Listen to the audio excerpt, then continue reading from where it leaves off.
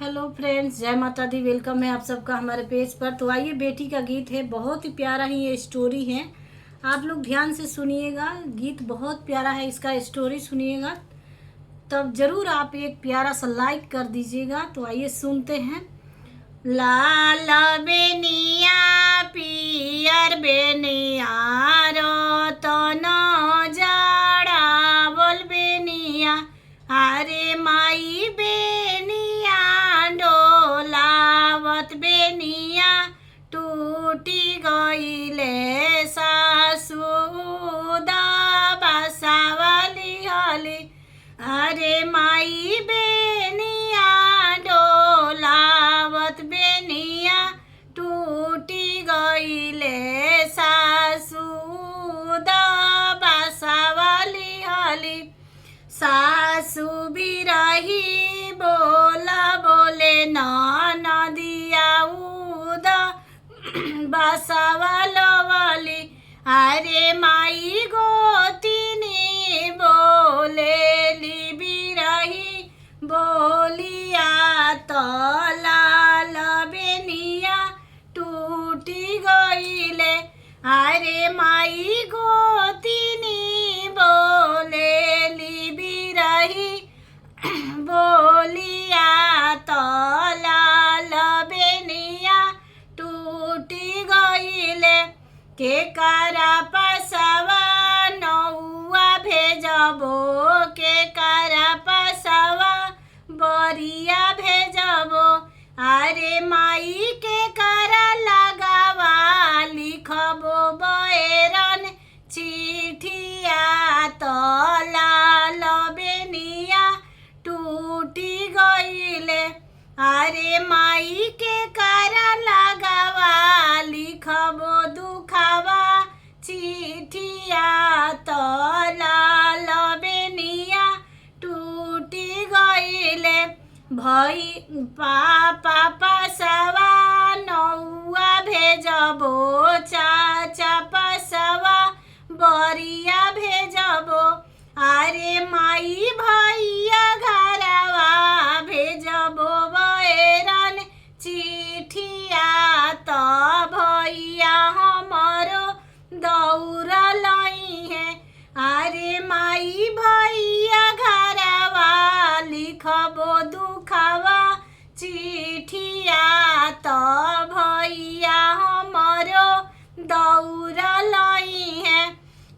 पापा मोरा घोड़ावा अइले, चाचा मोरा हथिया अइले, अरे माई भैया मोरा नंगे पौआ दौड़ा लइले, सासू के जवाब दिहले, अरे माई भैया मोरा नंगे पौआ दौड़ा लइले, ननदी के जवाब दिहले।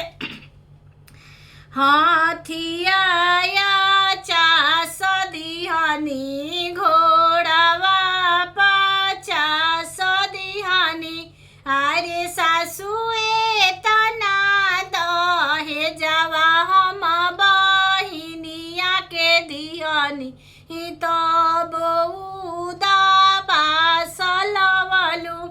पापा मोरा बात करे समधिन से सवाल करे, अरे समधिने तना रुपैया हम दहे जवा दिहनी, तब उदा बासे लिहदु। हाथिया चास दिहनी घोड़ावा पचास दिहनी, अरे समधिन वाला के रुपैया हम दहे जवा दिहनी, तब बेटी के उदा बासावा लवलु, अरे समधिन वाला के रुपैया हम दहे जवा दिहनी, तब बेटी के उद बासावा लवलु। हाथिया चास दिहला घोड़ावा पचास दिहला।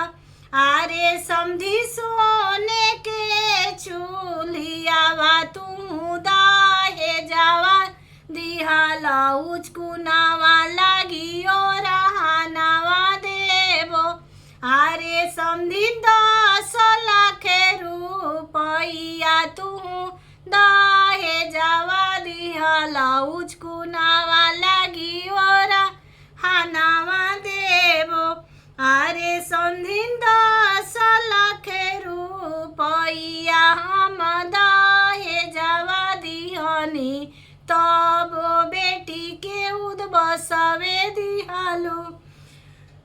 लाल बेनिया पियर बेनिया रतन जड़ावल बेनिया। अरे माई बेनिया डोलावत बेनिया टूटी गईले सासू दबसवलवली। अरे माई बेनिया डोलावत बेनिया टूटी गईले सासू दबसवली हली। Thank you so much. Please आप लोग गीत को फुल वॉच कीजिएगा। Thank you so much.